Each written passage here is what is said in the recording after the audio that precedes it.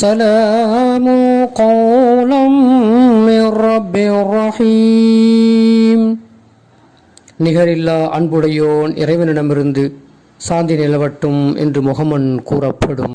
நஹ்மதுஹு வ நுஸல்லி அலா ரசூலிஹில் கரீம். அம்மா பஅத். அன்பிற்கினிய அல்லாஹுடைய நல்லடியார்களே, மனிதன் மரணத்தை எதிர்நோக்கி இருப்பவன் என்பதை நாம் எல்லோருமே நம்பிக்கை கொண்டிருக்கிறோம். இந்த ஒரு விஷயத்தில் தான் கருத்து வேறுபாடு இல்லாத ஒரு செய்தியாக நாம் எல்லோருமே ஒன்றுபட்டு இருக்கிறோம். நல்லவர்களாக இந்த உலகத்திலே வாழ்ந்து இறை நம்பிக்கையாளர்களாக இருந்து அல்லாஹ்வை முழுமையாக நம்பி அவனை சார்ந்து யார் வாழ்ந்துட்டு இந்த உலகத்தில் மறைய போகிறாங்களோ, மௌத்துடைய நேரம் அவங்களுக்கு வருதோ, அவங்களுடைய உயிர் இருக்கிறதே வெண்ணெய் இருக்குது பார்த்தீங்களா, வெண்ணெயில் ஒரு முடியை அப்படி உள்ளே வச்சு இழுத்தா எப்படி அந்த அந்த முடி இழுக்கப்படுமோ, எவ்வளோ லேசாக இழுக்கப்படுமோ, அதுபோல நல்லவர்களின் ரூஹு உடலிலிருந்து அது வெளியேற்றப்படும் என்பதை பெருமானார் ஸல்லல்லாஹு அலைஹி வஸல்லம் நம்ம சொல்கிறாங்க. இது நல்லவர்களுக்கு. அதே சமயத்தில் உலகத்தில் அல்லாஹ்வை சாராமல், அல்லாஹ்வை நம்பிக்கை கொள்ளாமல், அல்லது பெரும்பாவங்களை செய்து அதை பற்றிய கவலை இல்லாமல், தௌபா இல்லாமல், மரணத்திற்கு அந்த நேரத்திற்கு அவன் வருவான் என்று சொன்னால், மரண நேரத்திலே மலக்குல் மௌத் அந்த உயிரை எப்படி கைப்பற்றுவார் என்பதை பற்றி பெருமானார் ஸல்லல்லாஹு அலைஹி வஸல்லம் அவங்க சொல்லுகிற பொழுது சொன்னாங்க, மலக்குல் மௌத் என்ன செய்வார்னு சொன்னால், வருகிற பொழுது முடிகள் நிறைந்த கம்பளி துணி இருக்குது பார்த்தீங்களா, அது எவ்வளோ இருக்கும், அது மாதிரி முடிகள் நிறைந்து இருக்கிற ஒரு கடுமையான ஒரு ஆடையை ஒரு இடசவர அங்கேருந்து எடுத்துக்கிட்டே வருவார், கையில் எடுத்துக்கிட்டு வருவார். வந்துட்டு இப்போ உயிரை வாங்குறார். அந்த உயிரை எப்படி பிடிக்குவார்னு சொன்னால், அந்த கம்பளி துணிக்குள்ளே எடுத்து வர துணிக்கு இதுக்கு சம்மந்தம் இல்லை, அது வேறொரு விஷயத்துக்காக வேண்டி பின்னால் அதை யூஸ் செய்வாங்கன்னு சொன்னால் அதை கொடுப்பாங்க. எப்படி அந்த கம்பளி துணிக்குள்ளே ஈரப்படுத்தப்பட்டு, அதுவும் கம்பளி துணி ஈரமாயிடுச்சு. இப்போ நம்ம வீட்டில் சமயங்களில் இந்த ஃபாரின்லேருந்து கொண்டு வந்த அந்த பெட்ஷீட்லாம் இருக்குது பார்த்தீங்களா, அதை கொஞ்சம் தண்ணியில் நனைச்சிட்டா நம்மளால் தூக்கவே முடியாது. அதெல்லாம் ஒன்றா அப்படியே பின்னிக்கிட்டு கிடக்கும். அவ்வளோ எங்க நம்ம வாஷிங் மிஷினுக்குள்ளே துணியெல்லாம் ஒன்றா போட்டுட்டு ஓட விட்டுட்டு இப்போ நம்ம துணியை எடுக்கணும்னா ஒவ்வொரு துணியும் எப்படி சிக்கிக்கிட்டு மாட்டிக்கிட்டு இருக்கோம். அது ரொம்ப கஷ்டப்பட்டு நம்ம எடுப்போம். அது எடுக்கிறதுக்கு பெரிய கஷ்டம். அதுபோல் அந்த பாவியினுடைய உயிரை, அந்த இறை மறுப்பாளனுடைய உயிரை அவனுடைய உடம்பில் இருந்து அப்படியே இழுக்கப்படும். அப்படியே அதனால்தான் சக்கராத்து ஹாலில் பலருடைய நிலைமை கடுமையாக இருப்பதை நாம் பார்ப்போம். சக்கராத்துடைய நிலைமை அல்லாஹ் நம்முடைய சக்கராத்துடைய நிலைமையெல்லாம் ரொம்ப லேசாக்கி வைக்கணும், அல்லாஹ் இலகுவாக ஆக்கி வைக்கணும் இன்ஷா அல்லாஹ். அந்த பாவிகளுடைய நிலை அந்த நிலையிலே இருக்கும் என்று பெருமானார் ஸல்லல்லாஹு அலைஹி வஸல்லம் அண்ணவங்க சொல்கிறாங்க. இப்போ சொல்கிறாங்க பாருங்கள், பெருமானார் ஸல்லல்லாஹு அலைஹி வஸல்லம் அண்ணவங்க பலமும் கடுமையும் கொண்ட பயங்கர பலம் கொண்டவர்கள் அந்த வானவர்கள். பார்க்கறதுக்கு ரொம்ப கடுமையானவர்களாக இருப்பாங்க. சாதாரணமாக பார்த்தா அப்படியே கவர்ற மாதிரிலாம் இல்லை, பார்த்தோன்னா அச்சம் ஏற்படக்கூடிய அளவுக்கான வானவர்களாக அவர்கள் இருப்பார்கள். அவங்க முடியாலான கடினமான நரகத்தினுடைய ஒரு ஆடையை என்ன செய்வாங்கன்னு சொன்னால் கையில் எடுத்துக்கிட்டே வந்துட்டு இப்போ ரூஹ என்ன செய்வாங்கன்னு சொன்னால் கைப்பற்றுவாங்க. அப்படி கைப்பற்றுகிற பொழுது அது எப்படி இருக்கும்னு சொன்னால், இன்னும் சொல்கிறாங்க, அந்த ஆடையை அந்த ரூஹை கை வாங்குகிற பொழுது முட்கள் நிறைந்த ஒரு சங்கிலியை உள்ளே விட்டு இழுத்தால் எப்படி இருக்குமோ அது போல என்ன செய்யணும்னு சொன்னால், அந்த ரூஹு இரும்பு கம்பிகளை அந்த ஈர துணிக்குள்ளே உள்ளே விட்டு இழுத்தால் எப்படி கிழித்து கொண்டு பிடுங்கிக் கொண்டு வருமோ அதுபோல அந்த இறை மறுப்பாளனுடைய உயிர் வெளியேற்றப்படும் என்று பெருமானார் ஸல்லல்லாஹு அலைஹி வஸல்லம் நம்ம சொன்னாங்க.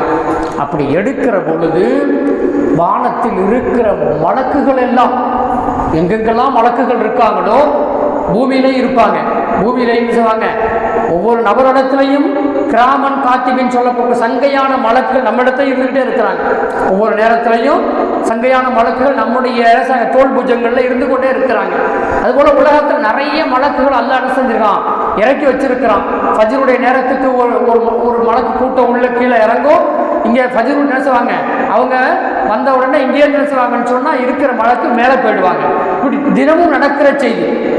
இந்த மலக்குகள் வானத்தில் இருக்கிற மலக்குகள், அது 2வது வானம் 7வது வானம் வரை அரிஷு குருஷு லவ்ஹு கலம் எங்கெங்கெல்லாம் மலக்குகள் இருக்காங்களோ அந்த எல்லா மலக்குகளும் என்ன செய்வாங்கன்னு சொன்னா இவனை சபிக்க ஆரம்பித்து விடுவார்கள். யாருங்க?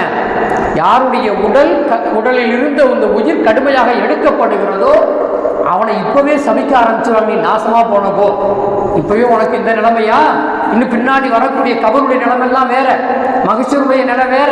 அப்படி என்ன செய்வாங்கன்னு சொன்னா இப்பவே அந்த வானவர்கள் சபிக்க ஆரம்பித்து விடுவார்கள் என்று சொல்லி பெருமானார் ஸல்லல்லாஹு அலைஹி வஸல்லம் நம்ப சொல்றாங்க. சொல்லிட்டு இன்னும் சொல்றாங்க, அப்படி கைப்பற்றியதும் அந்த உயிர் என்ன செய்வாங்கன்னு சொன்னா கண் சிமிட்டுகிற நேரம் கூட கையில் வச்சுக்கிட்டு இருக்க மாட்டாங்க. அந்த கைப்பற்றிய உயிரை அந்த மலக்குகளை கண் சிமிட்டுகிற நேரம் கூட கையில் வச்சுக்கிட்டு இருக்கிறாம அந்த ஒரு உடை எடுத்து ஆடை ஒன்று நரகத்திலேருந்து எடுத்துக்கிட்டே வந்தாங்க அல்லவா, பயங்கரமான ஒரு ஆடை. அந்த ஆடை என்ன செய்வாங்கன்னு சொன்னா வைப்பாங்க. ஆனால் நல்லவர்களுக்கு சோனத்திலிருந்து ஒரு ஆடை என்ன செய்வாங்கன்னு சொன்னா கொண்டு வருவாங்க. மனம் பூசப்பட்டு இருக்கும், அதில் அழகான வாசனை திரவியங்கள்லாம் இருக்கும், அதில் வைப்பாங்க. அப்படிங்கிறது நம்ம ஏற்கனவே ஹதீஸில் பார்த்த செய்தி. ஆனால் இவர்களுடைய அந்த ரூஹு கடுமையான அந்த முட்கள் நிறைந்த அந்த ஆடையிலே, நரகத்தினுடைய அந்த ஆடையிலே வைக்கப்படும் என்று பெருமானார் ஸல்லல்லாஹு அலைஹி வஸல்லம் அண்ணங்க சொல்றாங்க. அன்பிற்கினியவர்களே, அப்படி வைக்கிற பொழுது அந்த பிணத்தினுடைய வாடைகளிலேயே மோசமான வாடையாக இருக்கும். பிணத்துக்கு பொதுவாகவே என்ன செய்யும் சொன்னால் ஒரு நாள் 2 நாள் அப்படி தாண்டி போயிடுச்சுன்னு சொன்னால் அது வாடை எடுக்கும். ஆனால் இது என்ன செய்யும் சொன்னால் அப்போவே அது வாடை அதிகரிக்கும் என்று பெருமானார் ஸல்லல்லாஹு அலைஹி வஸல்லம் அவங்க சொல்கிறாங்க.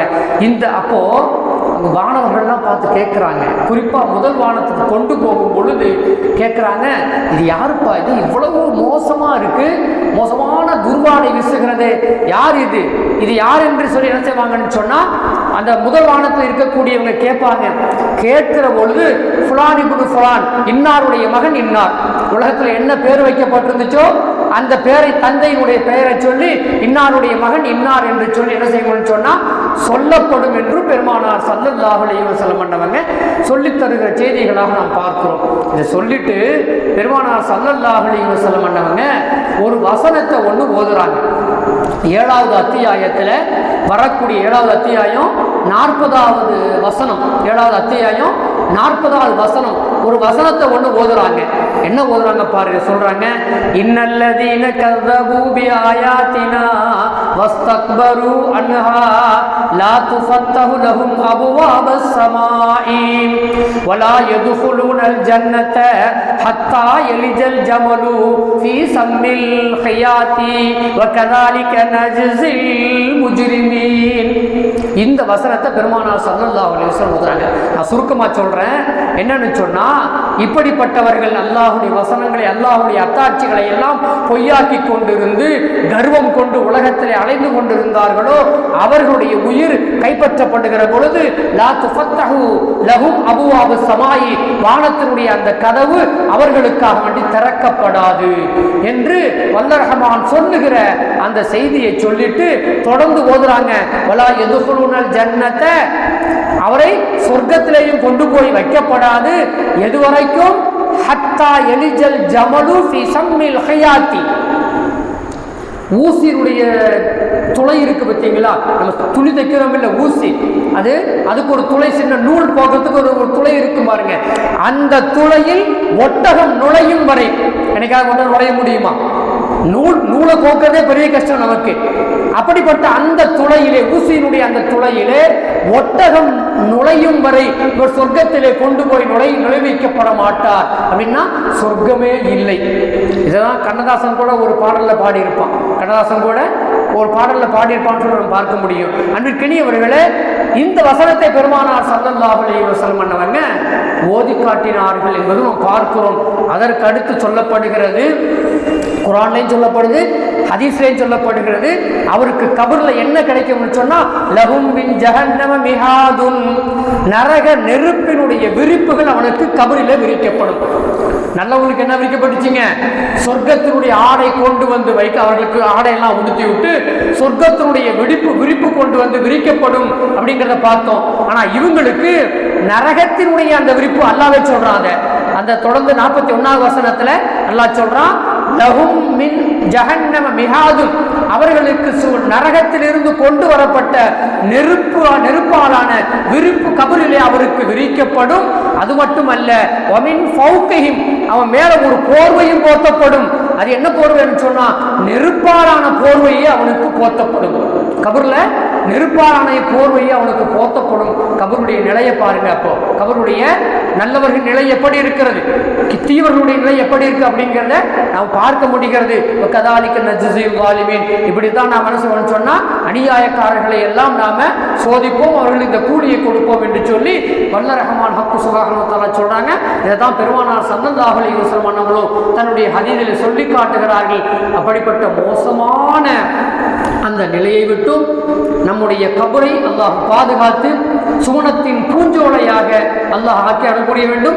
நரகத்தின் படுகொலியான அந்த கபருடைய நிலையை விட்டு அல்லாஹ் நம்மையும் நல்லோர்களையும் முஃமின்களையும் இறைநம்பிக்கையாளர்களையும் அல்லாஹ் ஆக்கி அருள் புரிவானாக.